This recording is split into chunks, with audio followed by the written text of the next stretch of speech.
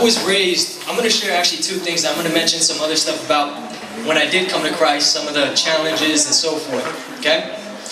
So I was raised in a Muslim Sunni family in Canada. You may have guessed I'm from Canada. Hey. Yeah. Hey. Yay. No, alright, so I was raised in a Muslim Sunni family in Canada. My family comes from Guyana. My grandfather was an imam there for 50 years. That's like a pastor, but for a mosque. So he educated like the entire village, like villages. Everyone knew his name. And we were originally from Calcutta, which is India. So, raised in a Muslim family, like even when I was little, in the month of Ramadan, I'll wake up very early and I'll see my mother in the kitchen preparing a meal. And Ramadan is the month of fasting, so you eat when the sun is down, basically. So when it's up, you have to fast, you can't swallow your saliva, everything. So from 5 years old, basically, I'll wake up really early, I'll see my mother in the kitchen, and she's rushing, getting everything together, because she wants to honor God. So, I want to go ahead and just help her. I mean, who would just want to watch their mother do that, right? So because of that, I'll begin fasting half days, then full days, and so forth from an early age. Now the mosque, it wasn't the best place to be. It was very religious, you have to do these things, but it got me out of the house, got me hanging with my daddy. Two things I like to do, so I did it. So I would always go to the mosque and so forth. They put me on madrasa. Madrasa is like a Saturday Sunday school to teach you Arabic and chapters of the Quran and memorize by head and heart, right? So that's briefly my upbringing here. And then as I started maturing and so forth, we were going to move down to Florida. And I mean, in this transition, I had some baby cousins that really looked up to me. I was always the one that run off in the mouth. I would get in trouble, but I would get away with it just the way I could talk and so forth. So, I mean, they really looked up to me. They're only 1-2 years younger than me, but really looked up to me. And at our age, I was 13 at the time, they were maybe 11 and 10 or something.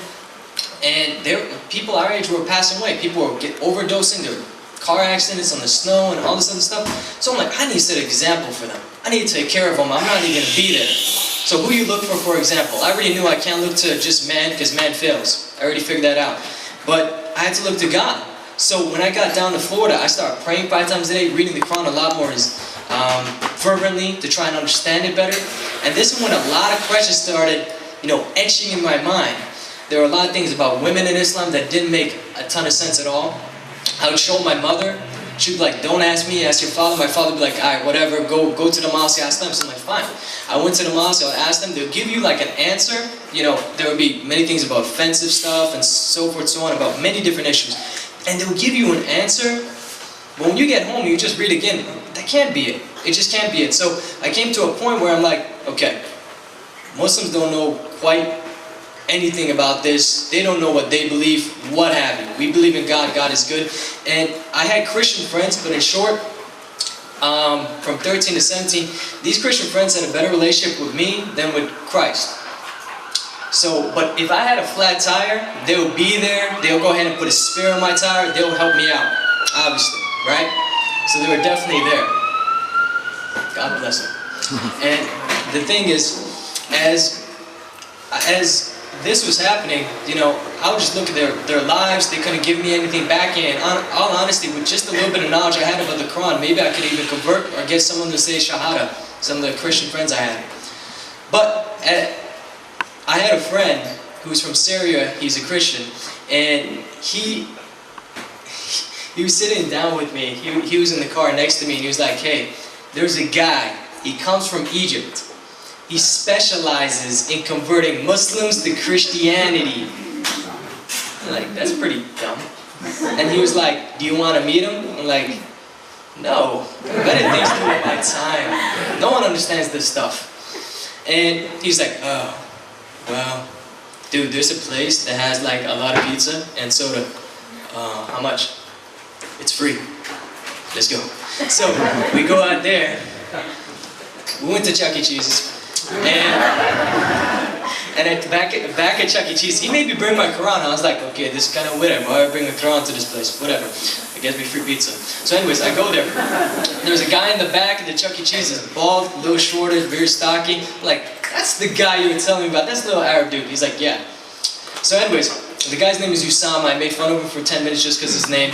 And then I sat down in front of him, and then, he got to know me a little bit of my background. I think he figured I was confused about Islam, didn't know much about Islam, and so forth.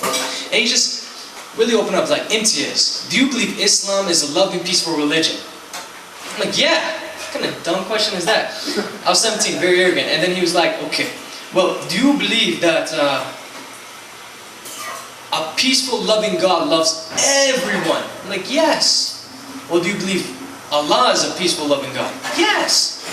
What are you getting at? I want to eat my pizza. He's like, okay, then show me that Allah loves sinners and I'll convert to Islam right now. That was the challenge he put out. So I picked up the Quran, like, bet, let's do it. So I picked up the Quran and I began to read through it. For an hour and a half, maybe 2 hours. And it got to such a point that he was like, just find the word love. We're getting bored. And the word love is in the Quran, completely different context, not the agape love of action, more conditional love. Completely, but I couldn't even find it at that moment. And to help you understand in this time, we started comparing other things because we started exploring a little more about the Quran. Surah 3, Al-Imran, it says that a bunch of angels come to Isa, or come to Mary, so she was going to have a righteous son being Isa, who was supposed to be Jesus. In Surah 19, Al-Maryam, it says there was God's Spirit, so it looked like contradiction. A bunch of angels, then God's Spirit. Which one was it? And then even the content is completely different we explored. In the book of Job, there are 42 chapters in the Bible. There are only 3 verses in the Quran. One is his name. How much do you really know? And then those details about what it says about women in Islam, Surah 434, Surah 4, just all throughout Surah 65, the chapter about divorce, I started getting my answers, and it wasn't very pretty. And then we started relating Sahih Muslim, Sahih Bukhari, Tafsir, and so forth. And in these moments, I just wanted to help you guys understand, this Quran that I was using was the Quran that I kept in the corner of my room ever since I was a kid. This was the Quran that my mother would make the ceremonial washings before you do prayer or read the Quran. And then she would pick it up, kiss it, and put it down and read it. And then kiss it again and put it down. This was something to cherish. I always thought there was something valuable within the Quran for me. But there was nothing. There was nothing to back up the claims that I had, nothing to defend the thoughts that I had. And honestly, this is what's going on in my mind. Islam's right. Allah is a peaceful, loving God. Peaceful, loving God won't say that. That's not peaceful, loving either. Then Allah can't be a peaceful, loving God. Then He can't be God. Then there is no God. God is dead. And it was just a moment of complete darkness. It just felt like complete dark. Like everything, it's compared to how we would believe is all the faith you have putting into Christ to find out that it was fake. It was a fairy tale or something like that. To find out He never died on the cross or what have you. And just make sure beyond shadow of the doubt, it all hit you at one moment. That's what it felt like.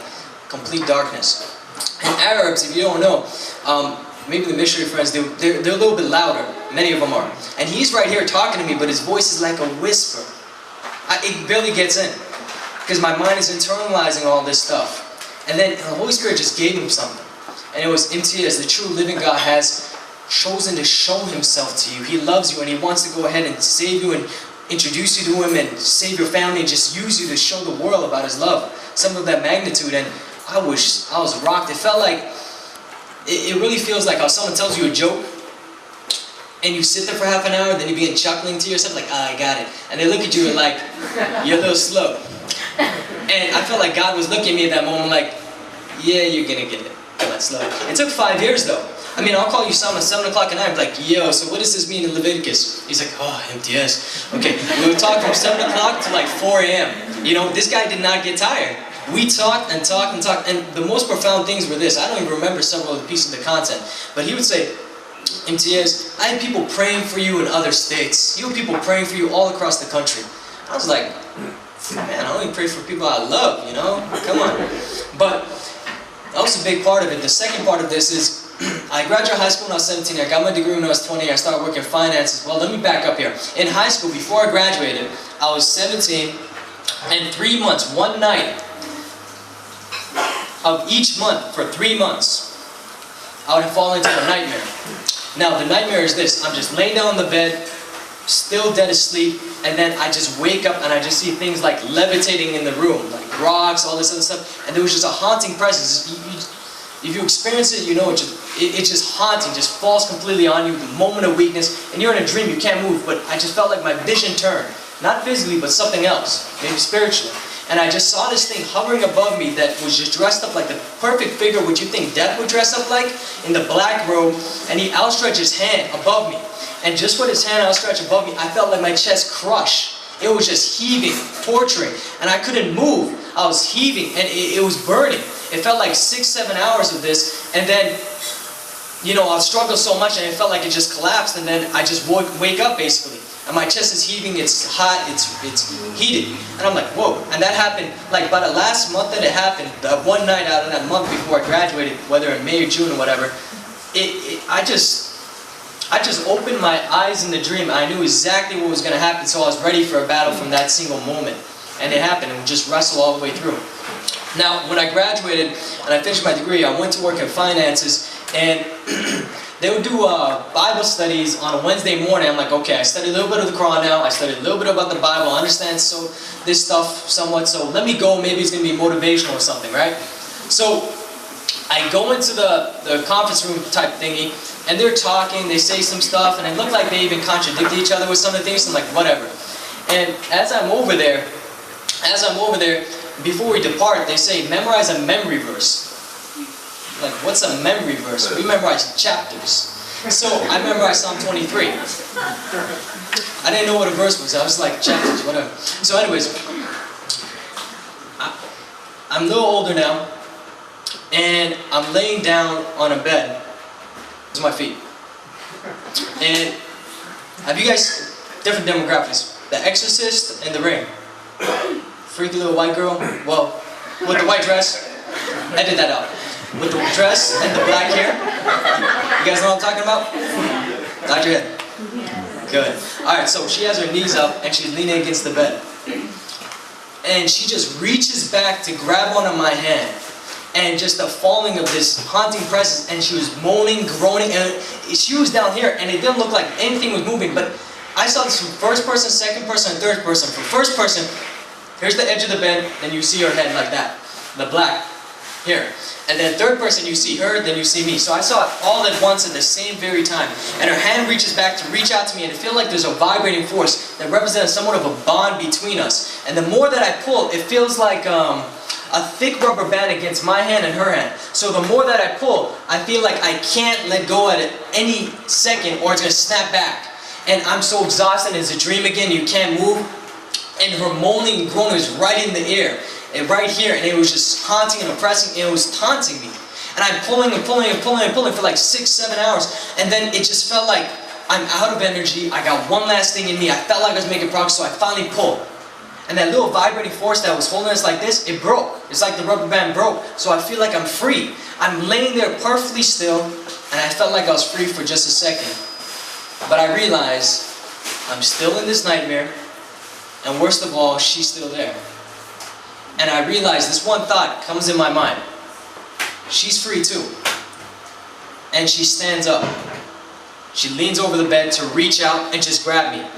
And I'm exhausted. I had no more might of my own. And out of all the surahs of the Quran that I memorized, out of many of them, Lado Kursi, Al-Fatiha, many of them, what comes to my lips is, the Lord is my shepherd, I shall not want. He makes me lie down by green pastures. He leads me beside quiet waters. He restores my soul. He guides me in the path of righteousness for His name's sake. Even though I walk through the valley of shadow of death, I'll fear no evil, for you are with me. Your rod and your staff, they comfort me. You prepare a table before me in the presence of my enemies. You know, in my head, in my, how does it go? My rod and my staff, they comfort me. You prepare a table before me in the presence of my enemies. My cup overflows, for surely goodness and love will follow me all the days of my life, and I'll dwell in the house of God forever. I said that maybe 10, 14 times, and this thing started moaning and groaning and screaming, and when I mentioned the rod and the staff, they comfort me, she screamed differently. I sensed it, I knew it. And then after 10, 14 times, it was just gone. And I felt like a heavyweight champion. I feel like I knocked something out. So I'm jumping around like, yeah. So I ran upstairs, I got my phone, I'm like, call up all my Christian friends, like, yo, you never guess what happened? And like, it's kind of late, okay, I'll call you later. So, anyways, one calls me back and I go over there and we talk and whatever. But I talked to Usama, I had another question like, yo, what about, you know, when he was on the cross, why did he scream, my God, why you forsake me? I still had all these questions. He was like, have you read Psalm 22? Come on. And then I went back there, reread, and so forth. And he just said, Imtiaz, I have taught you all I could teach you about Islam and Christianity. You just got to ask God, whoever He is, to show up. So I sat down in my room, got down on my knees, I was like, God, I don't care if you're Ganesh, that would be kind of weird for me, but you know, I'll worship you. If you're Allah, I already know this, I know this stuff, I'll do it. If you're Jesus, that means you're like a man God, I still don't get it, but if that's who you are, great. And you know, there was a conclusion there, a resolve. So then when I went to a financial conference, and the financial conference, they did somewhat of a service on Sunday morning, and they had about 10,000 people or so in there. And then afterwards, I was sitting there anticipating like something's gonna happen here. I'm not sure. Something's gonna happen. So anyways, they did an altar call at the ending. I'm sitting in my butt in the seat, and I look over at some of the people that, you know, I thought would help me, like, come on, ask me to go up, I'm ready now, And they're sitting there like, looking up there like, there's something there for me too. I'm like, you're not gonna help me. So I'm sitting there, and then one guy stands up beside me, he's like, does anybody want to go up there? And like, more people than in this room all stood up at the same time. We went up there, and we just prayed and accepted Christ. And there was just tremendous peace. Many of you guys have experienced that peace, you know? And it was just tremendous peace. And I didn't know what it meant for my finances, relationship. I just knew Christ was God. That's all. That's good enough for me. He loved me more than I loved anyone ever in my life. He was loving my soul after my heart. Beautiful. I was His first love. He had more wonderful thoughts about me than all humanity from beginning to now has had about anything. He loves me. So I went there on the balcony. I saw the sun rising. I called up Usama. I'm like, yo, Usama, I gave my life to Christ. He's like, wow. He's like, man, I never thought I'd believe this. I think that's what he was thinking. But, no documentation. But he was there. He's like, thank you. It would be my honor to baptize you and so forth. And I only learned this maybe just last year.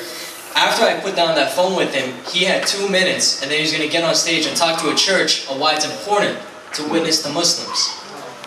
You know, he was more excited than me. I didn't know anything. But since then, God's been grooming me, and I'm going to talk to you a little bit about, I spent a lot of time thinking, because sometimes I think we rush through life, and so much has happened. I mean, that was August 4, 2008, at about 10 a.m. I gave my life to Christ. I started retracing my steps. And I went from Islamic legalism to Christian legalism to getting a small grasp of grace, understanding, comprehending, experiencing in different facets of my life. And I just need to talk to you guys a little bit about what it was like for the family. We're talking about culture? Okay, let's stop. I've made some bullet points. I slept on different couches. It was hostile. It was funny too, because my mom, I'd be like, where's my Bible? She's like, I don't know. And she hid it. It took like 2 months for me to find my Bible. I love her, she's sweet. But anyways though, it would get hostile. I'm like, do I eat halal? Is that sacrifice to an idol? Is it this? Is that? And it would cause friction, unnecessary friction in the household.